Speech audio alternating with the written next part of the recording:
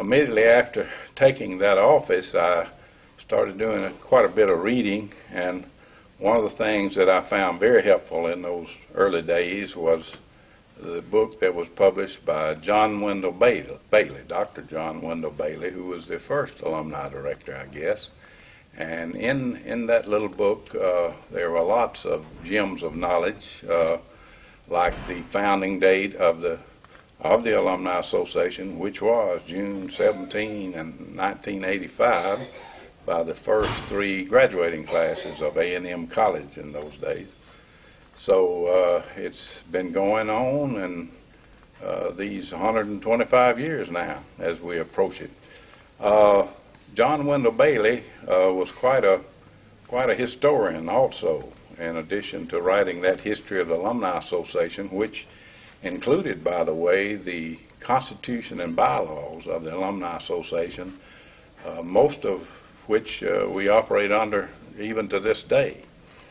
And so, but he also published at least two other books on Mississippi State. They had to do with athletics. It was called the M book of the Letterman Book of Athletics, and there were 2 volumes of it. I forget exactly what the dates were, but there are also quite a few notable historical things about the Alumni Association in that little book that he wrote back in those days. So I found that to be very helpful in my reading, in my early reading about the Alumni Association. I've done some of that reading in the 5 years previously while I served as the first full-time field representative for the Alumni Association.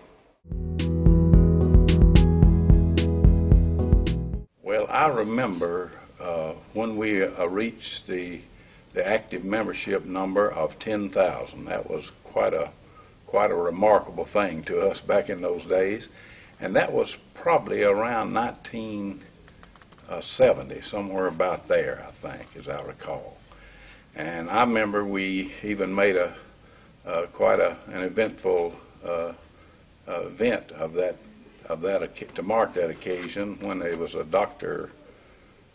Kahn in Hattiesburg, Mississippi, was actually, as we did our survey, was actually showed up as the 10,000th paid member of the Alumni Association. So we went down and officially presented him his certificate of that, and made a big deal about it. So around 10,000 was sometime in the early 70s, I guess, and we probably reached, eventually before my time was over, I guess we got up close to 15,000 active paid members at that time.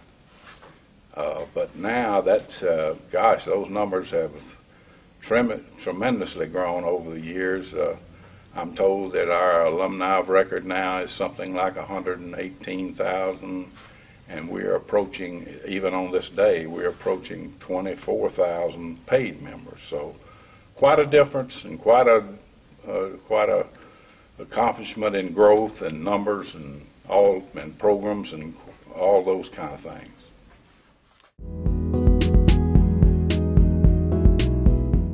Well, quite a few of those programs are still carried on today, but many of them have been embellished, and others have been added. But we had the long-time traditional things of class reunions. We had the Alumni Association in those days had 2 primary meetings, one in the spring and one in the fall. The one in the spring was for social activities primarily, to include class reunions. We had them for every 5 years. In other words, in the year 1968, all the 3s and the 8s classes got together, and likewise the other 5-year classes were singled out in the spring of each year at that time. And during that meeting, we always had a General Assembly in Lee Hall, too. And at that time, we made our highest award, announced our highest award, which was the Alumnus of the Year at that time. And that was done at this General Assembly of classes, the reunion classes that took place in Lee Hall at that time.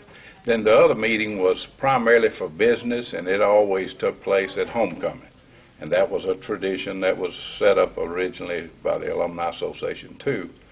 And so homecoming became quite a big deal, and many activities were added to that, like races and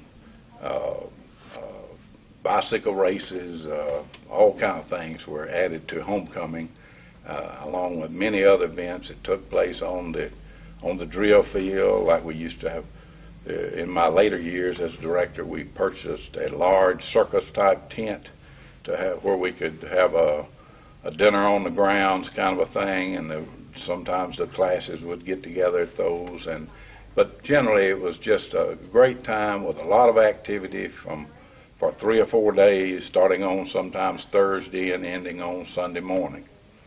So there was a lot of activity during those times. It was primarily at those 2 meetings of the official meetings of the Alumni Association that were held each year.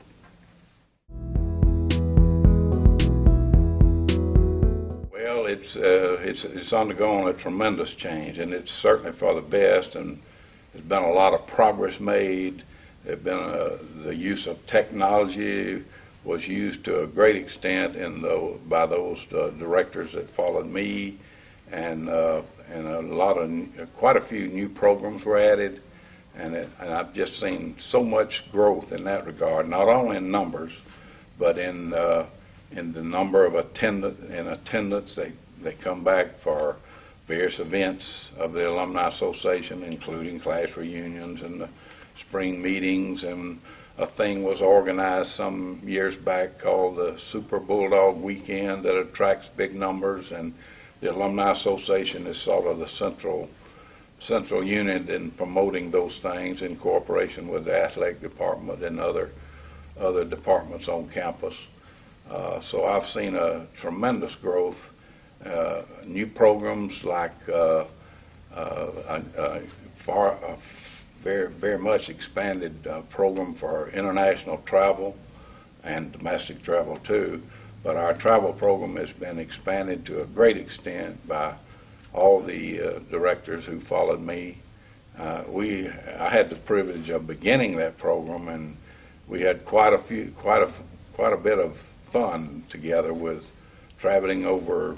I remember the first one, we went into 9 different countries in 14 days, which was quite an accomplishment. But we had a lot of fun just traveling with about, I guess 35 alumni from all across the state, and even out of state too, who joined in on those things. And now seems that one of those European trips or some trip abroad is offered almost every month. It's starting in the summertime and going up through the rest of the year. So I've seen each one of those things grow to a great extent, and it's all been about the advancement of Mississippi State University, and the Alumni Association has certainly played a very major role in that.